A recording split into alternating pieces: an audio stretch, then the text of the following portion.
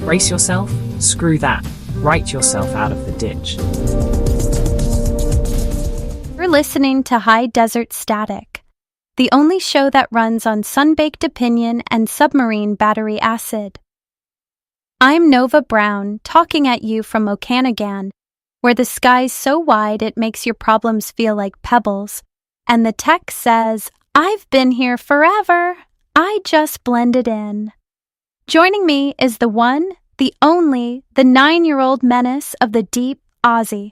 This episode is produced on 4D Story, the interactive storytelling platform that lets you choose your own apocalypse or your own damn rescue.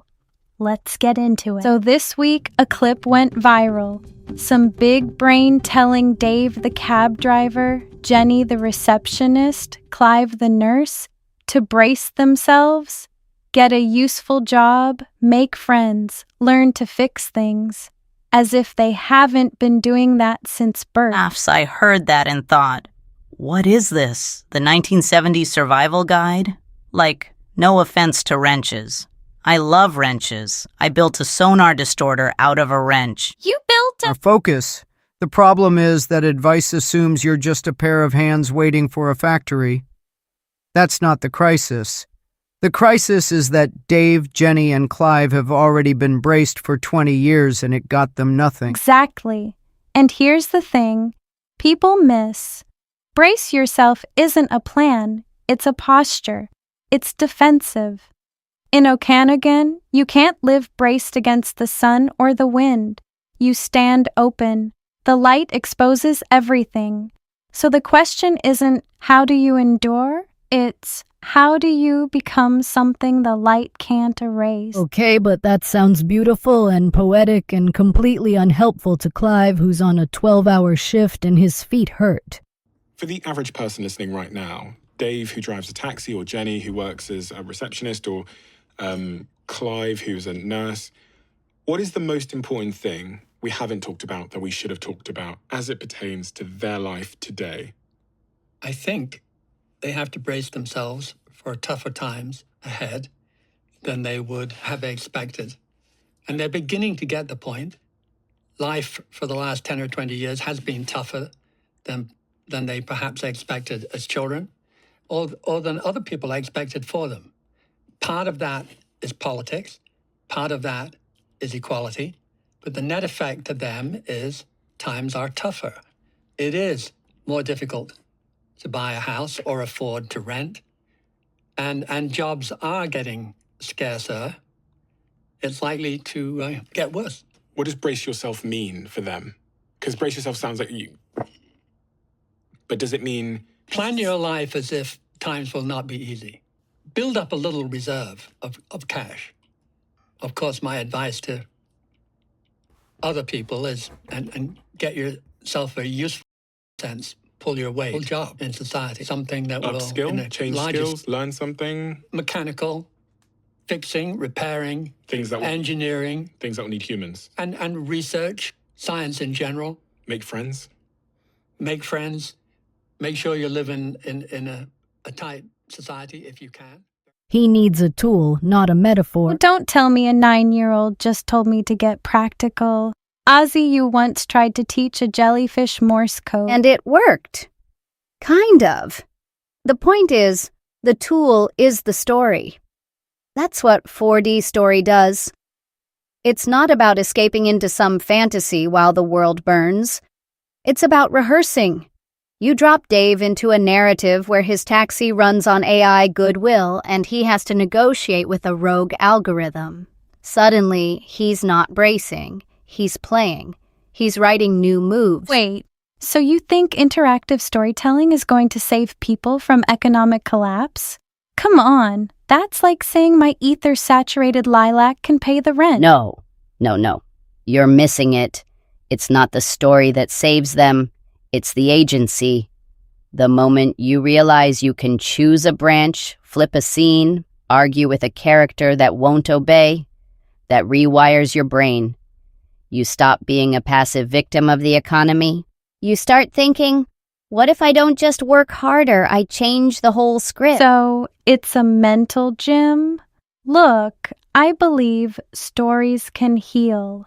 I've seen patients where metaphors quieted the static in their heads. But this is different.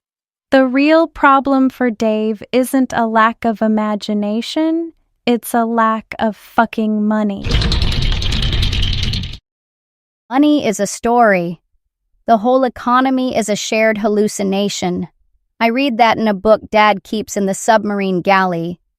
If the story is, you're worthless unless you fix transmissions, then yeah, you brace. But if you can step into a world where your ability to listen, to drive, to read the streets makes you a hero, you walk taller, and walking taller changes the people around you. I want to fight that, but But you can't because I'm a genius and I've already modified your reality. don't you dare use your deep-sea goblin logic on me, Oz. Okay, maybe. But the original guy in the clip, he said brace yourself, like we should all become survivalist monks. No joy, no risk, no play. And I think that's corrosive. You know what the sun in Okanogan does to a person who's always hunched? It burns the back of your neck. You stand straight or you burn badly. There it is. That's the metaphor I want. 4D story is like standing up into the sun. You don't know the ending? The algorithm might hand you a Shoggoth to tame. Don't ask. It's a thing. And you have to be present, not braced, ready, alive. So you're saying for Jenny the receptionist, she should, what? Stop typing and start building a multiverse where she's the CEO of Light. Come on, Ozzy, she still has to answer the phone. She answers the phone. But in the back of her mind, she knows she just finished a story where she negotiated with a sentient storm. That changes how she says, "Can I put you on hold?" It becomes small. The big thing, the big "I choose this thing," gets fuel. You sound like a motivational poster a cult leader would hang in a submarine. I take that as a compliment. Look, the brace yourself people want everyone to be useful. I want everyone to be dangerous, creatively dangerous, dangerous enough to rewrite the deal. 4D story is a writing desk, not a bunker. Okay, so let's give Dave some specifics. He gets home, exhausted, kids screaming, rent overdue. He opens 4D story. He doesn't write a novel, he just picks a scene. Taxi driver versus the algorithm that ate his city. He makes a choice.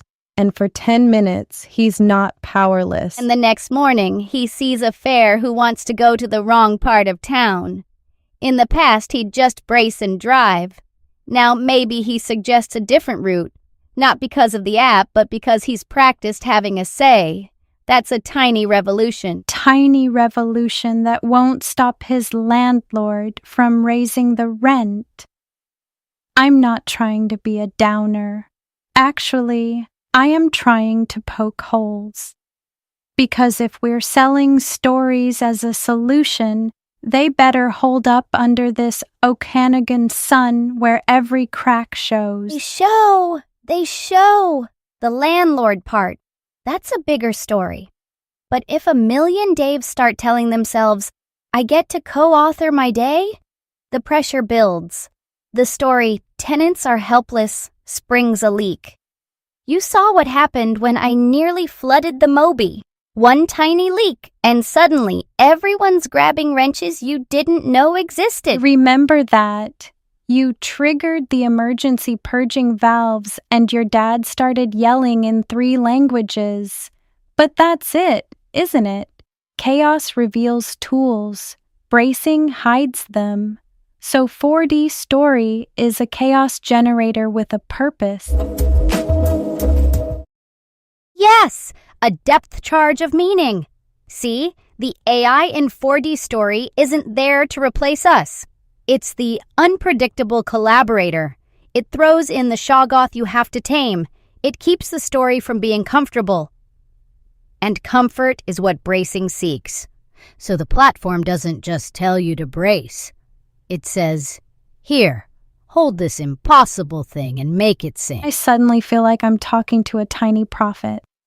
All right, I'll give you this. The 4D story approach does integrate what I've always suspected, that AI and ethereal power, that inventive spark, can actually fuse.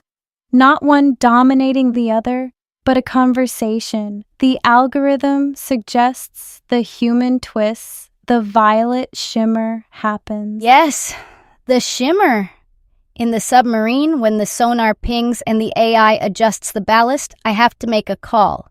Trust the machine or override it. That tension is where I feel most alive, not least. That's what 4D story replicates. It's not a safe space. It's a tightrope over a weird ocean. And we're not bracing, we're balancing, and occasionally falling in. But at least we're swimming, not freezing. You know who taught me that?